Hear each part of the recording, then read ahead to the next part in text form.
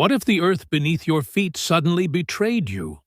What if the rains that once fed your tribe turned to dust, and the rivers you trusted became empty, scars in the land? Could you endure when the very climate itself shifted against you? 7.6 million years ago, survival was not only a battle against beasts or hunger, it was a war against the sky, the soil, and the unseen forces of the earth. Stay, for this is the story of humanity's oldest trial surviving the shifting climate. The savanna was not always savanna. Once it had been forest thick with green shade and the murmur of streams. But change moved like a silent predator. Seasons stretched longer, rains failed, and the forest thinned. Trees died, standing their twisted arms bare against an empty horizon. What once sheltered fruit and hidden water now gave way to open plains, hot winds, and the endless glare of sun. Into this changing world walked a band of early hominins, small, upright, fragile, yet enduring. Their leader, scarred across the shoulder from an old leopard strike, guided them with a hunter's patience. His eyes were not only on the horizon, but on the ground itself, the cracked clay. The faint prints of antelope herds moving toward some distant waterhole, the wilting stalks that whispered of thirst. Behind him shuffled the young ribs sharp beneath skin, clutching what little they had gathered. Roots bitter, but filling berries sour, but alive with sugar. A mother carried an infant close to her chest, her steps heavy, each one a choice between collapse and persistence. As the land dried, danger multiplied. Predators roamed farther for prey, drawn to the same vanishing water as the hominins. Lions prowled the edges of thorn scrub, their golden bodies low to the ground, watching.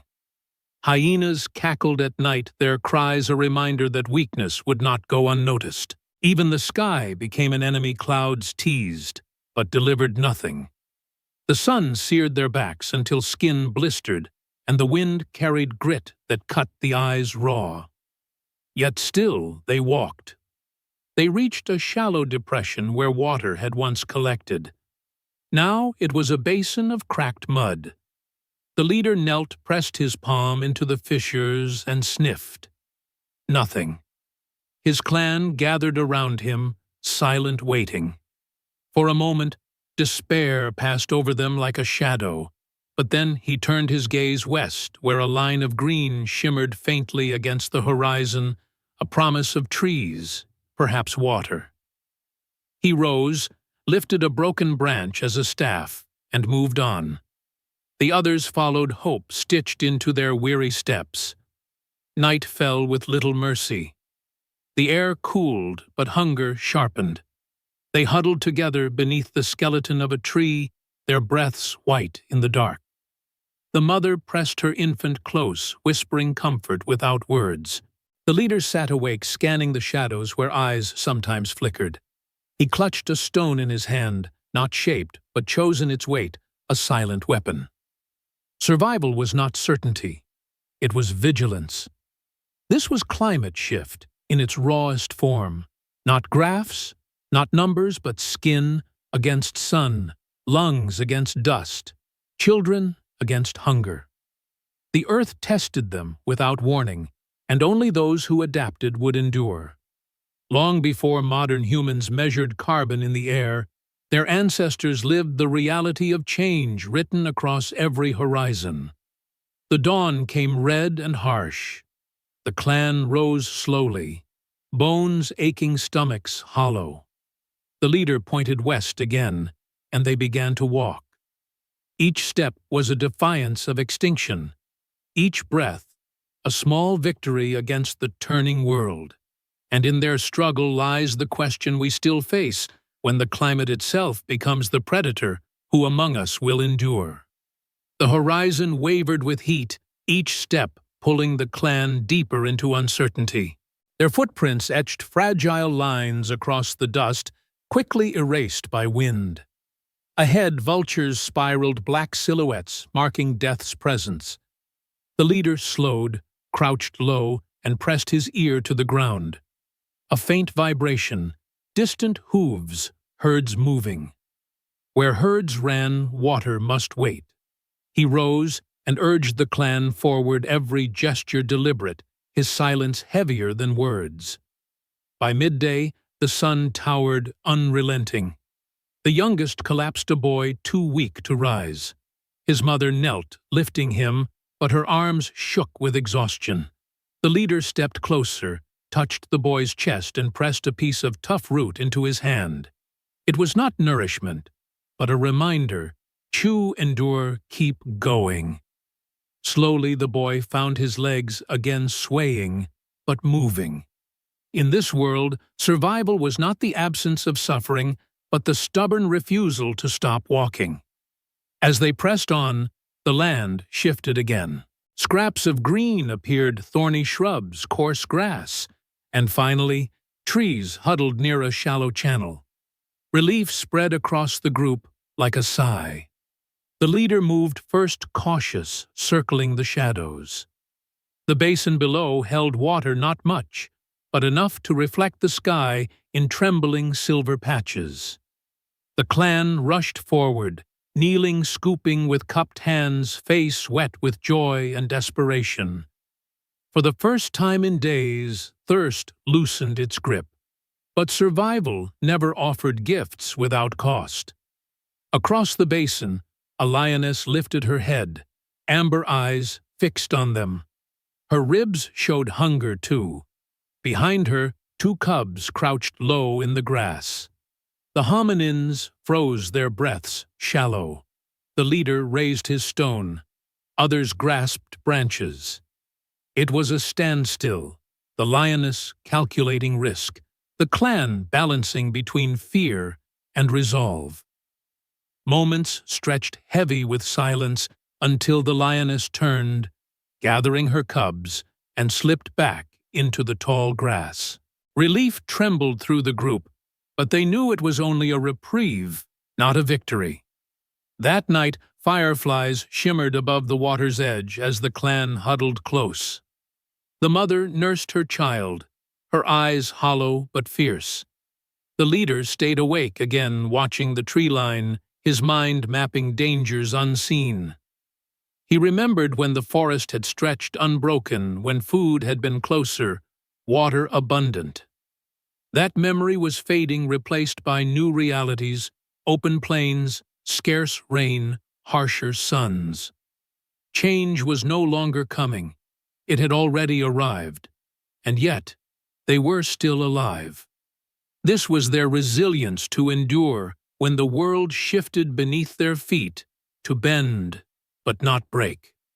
Long before humanity built walls, machines, and cities, survival was carved in dust and sweat, in the fragile strength of a tribe walking together across a hostile earth. Their struggle echoes forward, reminding us that every storm, every drought, every shifting climate we face today is not new. It is the oldest test of all. The wind carried distant thunder. The clan stirred at the sound. Perhaps rain, perhaps not. But in their bones they knew the truth. Life was not about certainty. It was about movement. To stop was to die. To keep walking was to hope. Dawn returned with a sky bruised violet and orange thunder rolling far beyond the horizon. The clan moved again, their bodies leaner now, their eyes sharper every step, teaching them what it meant to be creatures of change. They crossed ground once wet with swamps, now brittle with cracked clay. Bones of antelope lay scattered, sun-bleached relics of lives lost to the same struggle. Every fragment was a warning: adapt or vanish. They moved toward rising land, the air cooling slightly as the plain gave way to rock. Here the earth whispered of survival routes hidden beneath stone, lizards darting between cracks, insects clinging to life in shadows. The young practiced digging with sticks, pulling grubs from soil, learning the patience of hunger. The matriarch, her strength scarred but unbroken, showed them how to crack bone with stone, how to taste marrow, how to find sustenance where none seemed visible. This was the education of survival, not written in words, but carved into muscle and memory. But the world was relentless. Clouds gathered heavy and dark, promising rain. Yet when the sky finally broke, it delivered violence instead of relief. Sheets of water crashed onto the land, transforming dust into slick mud, turning paths into rivers. Lightning tore the sky open fire, striking the crown of a lone tree and setting it ablaze. The clan huddled beneath a rocky overhang, shivering, their cries drowned in the storm's roar. The leader stood at the edge, watching the blaze devour the tree. In that fire, he saw both terror and opportunity, flame that could destroy, but also protect light, the night keep predators at bay. He reached forward, branch in hand, daring to take a fragment of power from the storm itself. When the rains passed, the plains smelled of ash and smoke. The clan moved carefully, the leader carrying fire in a bundle of damp grass, shielding it from the wind. It was fragile, fleeting, but alive. With it came warmth, light, a promise that survival was more than endurance. It was learning, seizing, adapting. In every change there was danger, but also the seed of resilience. Generations later, the memory of those storms would be carried in stories, in instincts passed silently from parent to child. The lesson was simple, but eternal.